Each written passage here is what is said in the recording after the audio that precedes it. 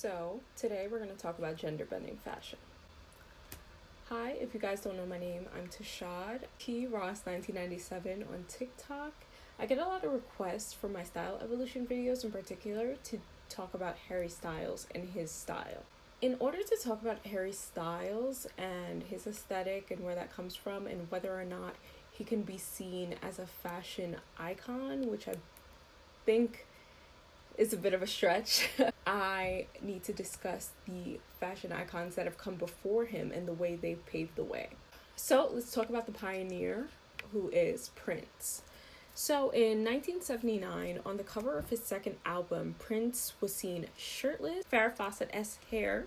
At the time, this was received as a very sexy, cool look, and it wasn't necessarily looked at as hyper feminine. It was looked as attractive because it was sex appeal on a man.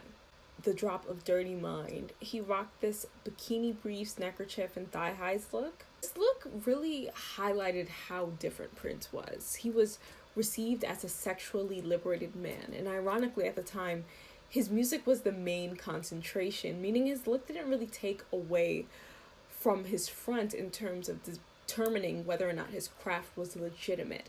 The music was good. People loved how it sounded. They were really embracing Prince because of his talent. So the aesthetic was really just an extra. It was an add-on. It wasn't something that can make or break his talent. We have to keep in mind that this was post 1970s, where Jimi Hendrix and Rick James were seen as very influential and stylish people. So Black eccentric men were thriving. Moving on to 1984, Purple Rain. This was the debut of his signature purple look. Prince really adopted this purple because to him it signified royalty and mysticism. And this is where we saw his look officially take on its plague of originality.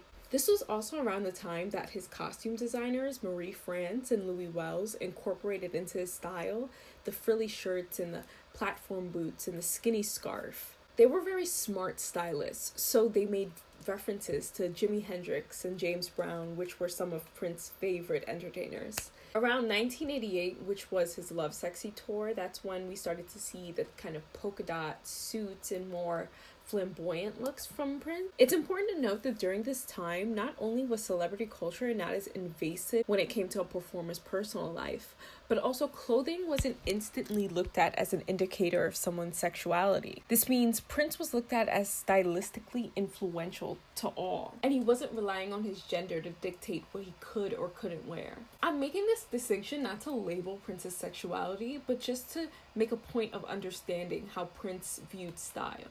Prince was fashionable because he was ingenious, not because of any expectations placed on him by his identity. Moving on to his contemporary David Bowie, the same story but a different chapter. Contrasting with Prince, David Bowie's style aired on the more punk rock style, whereas Prince's styles were rooted in funk. Of course, David Bowie was another star whose way of dressing and being changed the expectations and pressures of what it meant to be a quote-unquote man. But he also contributed to a more mainstream understanding of gender fluidity and expression through dressing. Bringing in a third person to round off this trifecta of gender-bending style, let's talk about Grace Jones, the androgyny queen.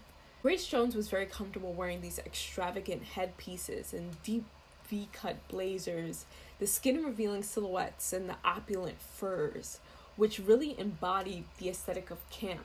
Grace Jones's contribution to gender-bending fashion can be seen as making the daunting glamorous and intriguing. Of course, she didn't invent camp, but as a singer, model, socialite, she was a celebrity in the mainstream media that allowed for this style to be seen by the masses.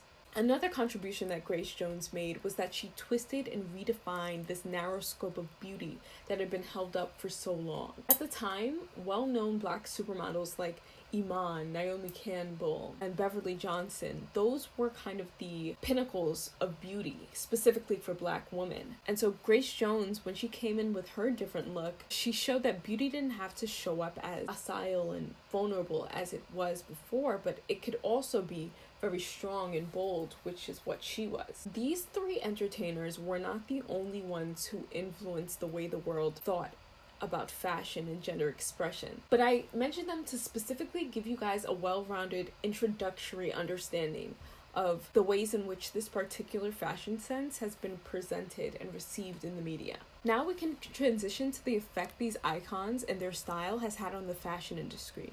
Historically, fashion has always taken from and given to culture, both in the sense of mainstream media socially sharing culture, but as well as ethnic, distinct, and diverse cultures. Specifically during the 1980s and the 90s in American fashion, fashion houses and subsequently the fashion industry benefited heavily from the growing intersection of the fashion and mainstream pop culture. I would accredit this time period with the reason why the fashion industry, and not just personal style, worked its way into the fabric of American culture. So let's talk about Balmain.